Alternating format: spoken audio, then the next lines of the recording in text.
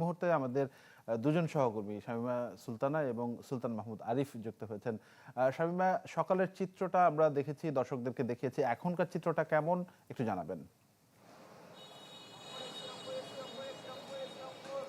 তানভীর, আমরা এই মুহূর্তে আছি এটি কল্যাণপুরে। এখান থেকে উত্তরবঙ্গের বিভিন্ন গন্তব্যে এখান থেকে বাসগুলো ছেড়ে যায়। তো এই জায়গায় যেহেতু সুনির্দিষ্ট কোনো জায়গা নাই, আপনি জানেন যে শ্যামলী থেকে কল্যাণপুর পর্যন্ত মূল সড়কের পাশে, অর্থাৎ মিরপুর রোড যেটি, সেই মিরপুর রোডের মূল সড়কের পাশ ধরে কিন্তু সিরিয়ালি বিভিন্ন জায়গায় বাস দাঁড়ায় এবং বিভিন্ন কাউন্টার আছে। সেই কাউন্টারগুলোর পাশেই আসলে বাস দাঁড়িয়ে থাকে এবং সেখানে মানুষজন আসছেন। তবে সেই পরিমাণটা আজকে যেহেতু ঈদের ঠিক আগের দিন, ওই অর্থে খুব বেশি নয় চাপটি।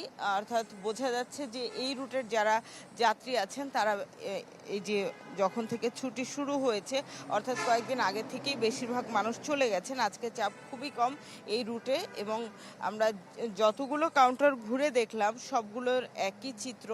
স্বাভাবিক যে সময় থাকে সেই স্বাভাবিক সময়ের চেয়েও আজকে এই রুটের যাত্রীর সংখ্যা বেশ কম দেখা যাচ্ছে। তারপরও কিছু মানুষ আসছেন, তাদের পরিবার পরিজন নিয়ে আসছেন, তারা যাবেন তাদের গন্তব্যে, তাদের বাড়িতে প্রিয়জনদের কাছে।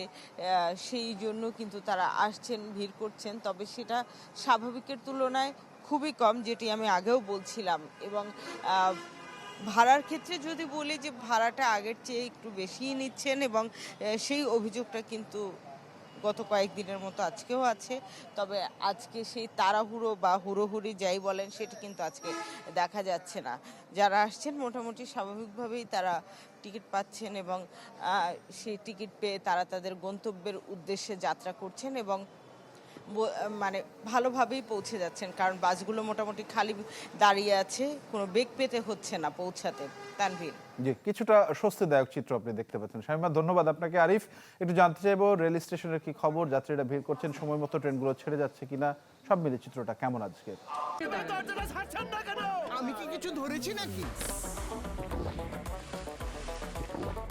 আপুটা আপনাকে চেক আউট করছে, জাস্ট কুল থাকুন।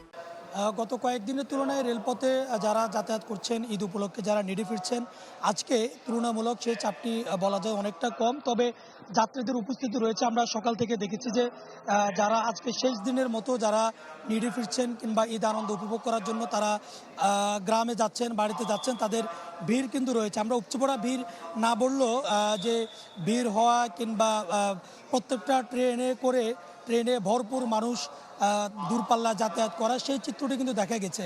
এখন পর্যন্ত আমাদের কাছে তথ্য রয়েছে আজকে সারাদিন ব্যাপী 54টি ট্রেন কিন্তু কমলাপুর রেলওয়ে স্টেশন থেকে ছেড়ে যাবে। তোর মধ্যে এখন পর্যন্ত 13টি ট্রেন কমলাপুর থেকে ছেড়ে গেছে এবং প্রত্যেকটা ট্রেন কিন্তু ভরপুর লোক ছিল। প্রত্যেকটা সিটেই কিন্তু মানুষজনের যাত্রীদের উপস্থিতি ছিল এবং এর বাইরেও আমরা দেখেছি যে মানুষজন দাঁড়িয়ে তারা তাদের গন্তব্যস্থানে যাচ্ছে। তবে এবারে ঈদযাত্রাকে অনেকটা স্বাচ্ছন্দ্যময় বলা যেতে পারে যারা ট্রেনে যাতায়াত করছেন তাদের ক্ষেত্রে, অর্থাৎ রেলপথে ঈদ উদযাপন করার জন্য যারা যাচ্ছেন তাদের জন্য অনেকটা স্বাচ্ছন্দ্য।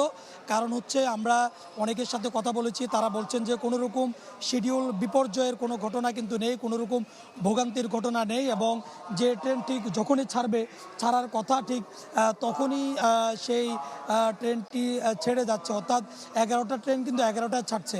আপনি জানেন যে শুধুমাত্র গতকালকে দুটো ট্রেনের যে শিডিউল বিপর্যয়ের ঘটনা ঘটেছে, এর বাইরে কিন্তু কোনো রকম শিডিউল বিপর্যয়ের ঘটনা কিন্তু নেই।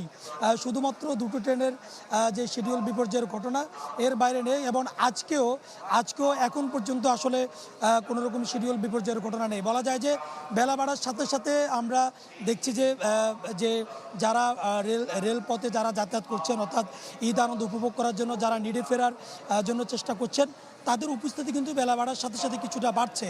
এবং বলা যায় যে 54টি ট্রেন যেহেতু ছেড়ে যাবে, এখন পর্যন্ত 13টি ছেড়েছে, বাকি ট্রেনগুলো যখন ছাড়বে তখন আসলে যাত্রীদের উপস্থিতি এবং সংখ্যাটি কেমন হয় সেটি তখন দেখানো যাবে। তবে এখন পর্যন্ত বলা যায় যে এ ছিল কমলাপুর রেলওয়ে স্টেশন থেকে সবশেষ তথ্য। জি আরিফ, ধন্যবাদ আপনাকে। দর্শক, আমাদের আরেক সহকর্মী শাহরিয়ার আরিফ, তিনি যুক্ত হয়েছেন সায়দাবাদ থেকে আমার সঙ্গে। আরিফ, আপনার সঙ্গে এর আগেও যে আপনি চিত্রটি দেখাচ্ছিলেন সায়দাবাদের, আজকের চিত্রটা কেমন? মানুষের যারা আসছেন তারা টিকিট পাচ্ছেন কিনা, বাসগুলো সুশৃঙ্খলভাবে ছেড়ে যেতে পারছে কিনা, সব মিলিয়ে সার্বিক চিত্রটি কেমন আসলে আজকে?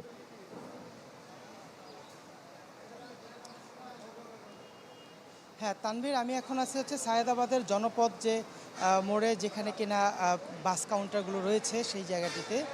এখান থেকে বাস আসলে যাওয়ার জন্য অপেক্ষমান অনেক বাস এখানে রয়েছে, কিন্তু পর্যাপ্ত যাত্রী না থাকার কারণে বাসগুলো আসলে সময় মতো ছাড়তে পারতেছে না। যেটি আমাদেরকে এখানকার লোকজনের সাথে কথা বলে আমরা যেটি জানতে পেরেছি, তারা যেটি জানিয়েছেন যে যাত্রী কম, যার কারণে বাসগুলো যাচ্ছে না, এবং রাস্তার যে আশপাশে যে যানজটটিও কিন্তু আসলে এই বাসগুলো যে ছেড়ে যেতে পারছে না, যার কারণে নতুন যে বাসগুলো ঢাকায় ঢুকছে সেই বাসগুলো কিন্তু আবার কাউন্টারের ভিতরে আসতে পারতেছে না, অর্থাৎ টার্মিনালের ভিতরে আসতে পারতেছে না।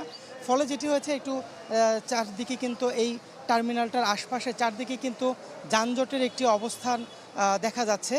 আর নর্মালি যেটি সেটা হচ্ছে যে, যেহেতু যাত্রী কম সেহেতু ভাড়ার যে বিষয়টি ছিল, গতকালকে আমরা এই জায়গাটিতে বা এই এলাকার আশপাশে দেখেছি যে বাড়তি ভাড়া নেওয়ার আসলে বেশ অনেক অভিযোগ ছিল, যে অভিযোগগুলি কিন্তু আজকে নাই বললেই চলে। কেননা যে যাত্রী যেখানে নাই সেখানে বাড়তি ভাড়া আসলে চেয়ে তারা করবেটা কি, বিষয়টা এরকম।